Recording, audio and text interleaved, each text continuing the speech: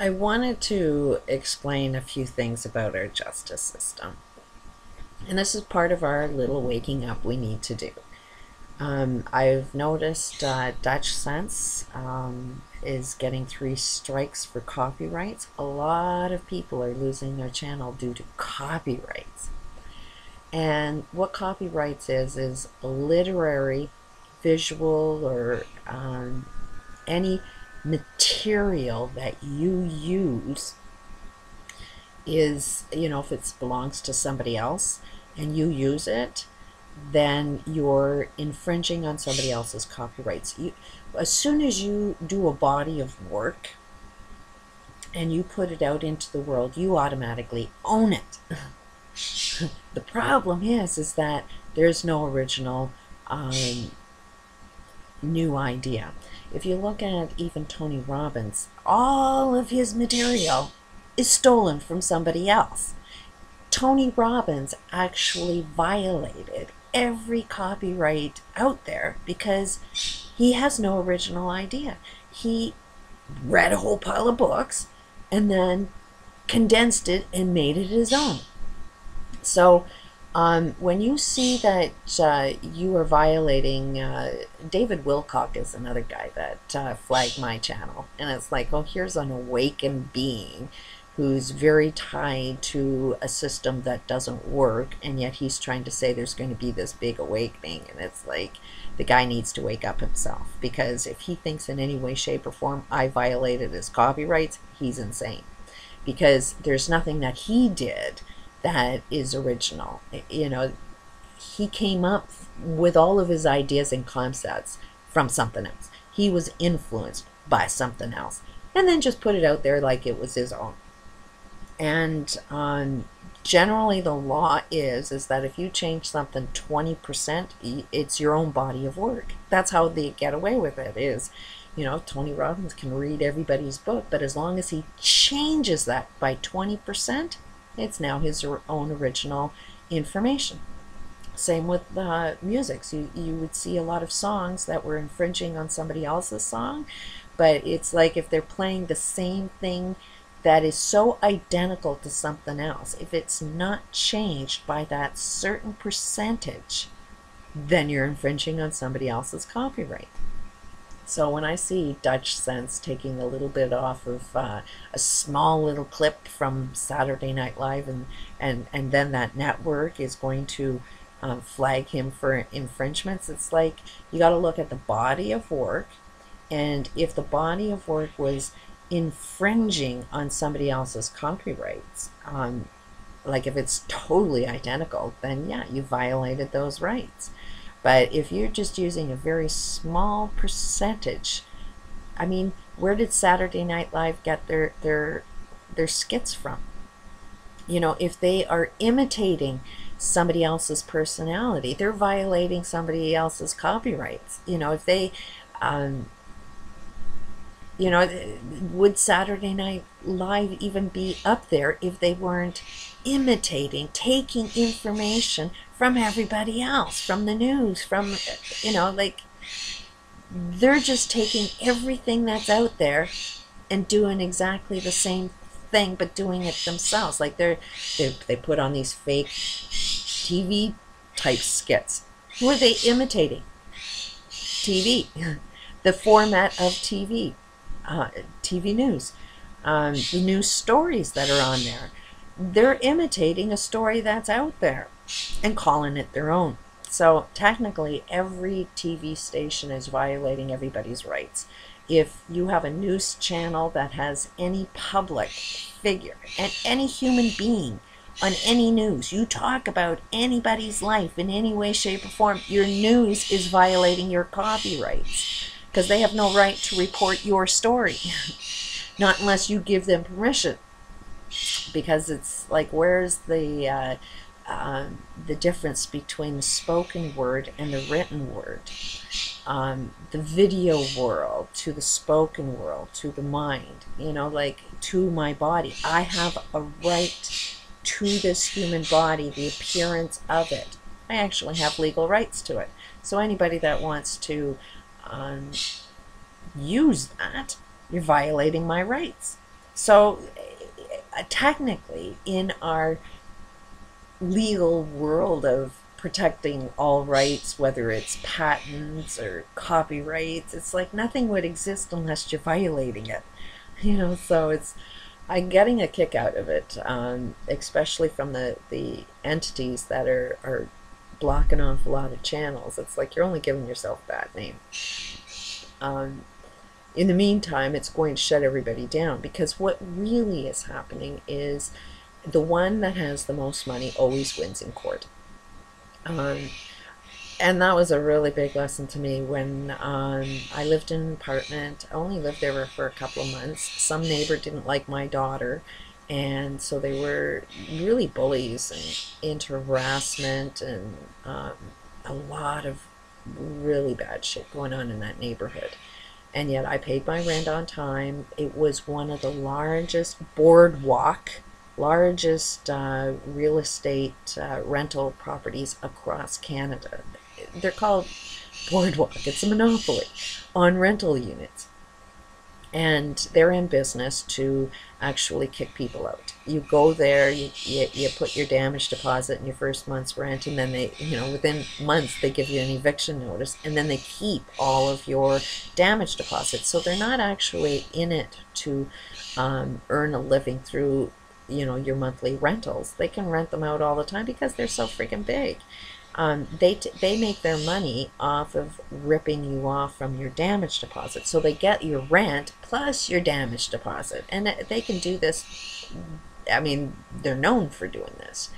And it's against the law to do that. So they evicted me. And while I'm going through school, and while I'm dealing with this abusive ex, while all my kids are going through hell, while every system isn't working, and you phone the crisis line and please help, prioritize, it's like, well, which one wasn't a priority? School income was a priority. My children were a priority. These courts were demanding that it was a priority. Everybody's health was a priority. My living conditions was a priority. There was not one that wasn't a top priority, and each one of them wanted 24 hours of my time. So anyways, I went into this court.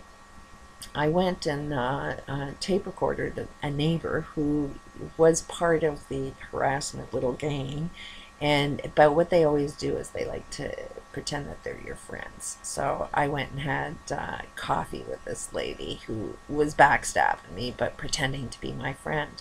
So I tape recorded her, and she didn't know I was tape recording her, and I got her on tape telling me what everybody was doing, that they were making up all of this shit, and she put names on there. I mean, she really spilled the beans of what everything was going on, and how cruel it was, and how good my kids were, and nobody's caused any problems from my house. And I mean, she really, really built me up as looking like a really, really good neighbor.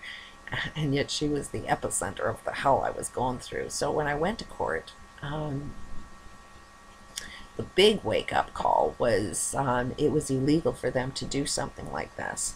And the lawyer, which this company, if you go and look at the court dockets, there's Boardwalk. It fills up every freaking page, every freaking courthouse. So every single freaking day in that courthouse is who? Boardwalk. And all they're doing is evicting people constantly, all the time, all the time. They have full-time lawyers working at evicting you 24 hours a day. The court system doesn't care whether, like something is wrong with a large corporation that's, evicting this many people. In a town, a province that's filthy, filthy rich, and yet there's more homeless people there, and we're not connecting the dots as to why everybody's homeless. Well, maybe it's this corporate structure that keeps pushing people out on the streets and stealing all of their money. And this lawyer said, because I told him, you can't get away with this. This is against the law. And he says, you know what? At the end of the day, it don't matter what the law is. I get paid here to make sure that you're gone. It's a matter of, can you come in here every single day? I can. I get paid to be here every day. But can you take time off work? Can you afford to be in here every day? Because I'm going to grab you every single day, and I ain't going to stop until you're gone. Well, went to court, ended up winning. I was one of the first cases that ever won against Boardwalk. And but then I go home and my car starts getting broken into, and the violence started to increase. So it's a matter of, okay, I can win a court case, but I can't keep my children safe with this level of violence in that neighborhood. So I ended up moving. I mean, the corporate structure ended up winning after all. But it was a big wake-up call that at the end of the day, the only one that's winning in any court case is the guy that has the most money. That's how they stole away all our farms to the Monsantos. You know, they took farmers to court all the time. They put them in a situation where they had to be in court. And then, you know, they're the little guy. And they're losing a lot of farms because of these Monsanto seeds that pollinate within other farms. I mean, that little bit of logic doesn't seem to be able to be introduced into court as you prove that my my crops came from your seeds. They can't prove that, but the farmer doesn't have as much money as this big corporation does, so they get to steal their farms away. And eventually you fight these court cases and you lose all of your money in the process of fighting them. That is one of the biggest problems I had is you can live your life perfectly, but somebody can take you to court for no reason whatsoever and win just by the harassment of being there. You know, there is no system within this justice system that says you got a worthy case. You know, you have the right to go into court. No, every single person has the right to go into court for any stupid reason you want to. That's how my ex was so successful. He had no right to go into court. Half the time, most of the time actually, in my experience, he didn't even serve me.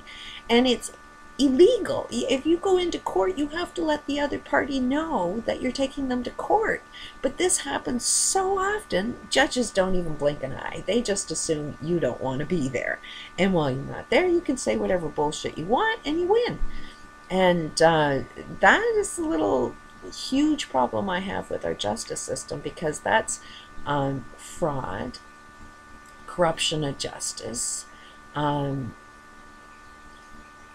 and perjury, because he had to lie under oath to say I was served, and fraud was so that he can gain profit from it, and obstruction of justice by letting everybody know that I didn't want to be there. You know, I even walked into the Calgary police station and asked them, can I just go into court and tell a judge that I served my ex when I actually didn't, and then lie about where my kids live, say that they actually live with me when they actually live with my ex, and lie about my income? Would I be breaking any kind of law? Oh yes, that's obstruction of justice, that's perjury, that's fraud. You can't do that. Those are serious crimes. So I was like, great, I'd like to report a crime. You cannot report that crime to anybody. I've mentioned it to judges, and judges just, they really yell at me for even mentioning something like that. They actually punish me, and I mean, the end result is I had to pay child support in advance for the kids that live with me. That was the level of punishment. You know, like, there is zero chance of winning in any court case unless you got the money to win. So this is why I'm like, got this big campaign, is like, get rid of your justice systems. That's where everything is the root cause of every single problem that we have globally. Is we create, you know, big business. They're in the Senate, they control it. You know, it's not a politician that's in governing your country. It's a corporate structure that's governing everything, and they create laws. Everything they do appear legal, immoral, will corrupt the whole system, but they think they're doing the right thing because they made the laws up that says I get to do whatever the hell I want to do. So it's like you'll never find world peace. You'll never solve any problem unless you fix this justice system. And I don't see anybody talking about it. I see everybody still, I'm going to sue you. You do this, I'm going to sue you. And it's like, you're going to lose because you're fighting a corporate structure that has more money than you. Peace out.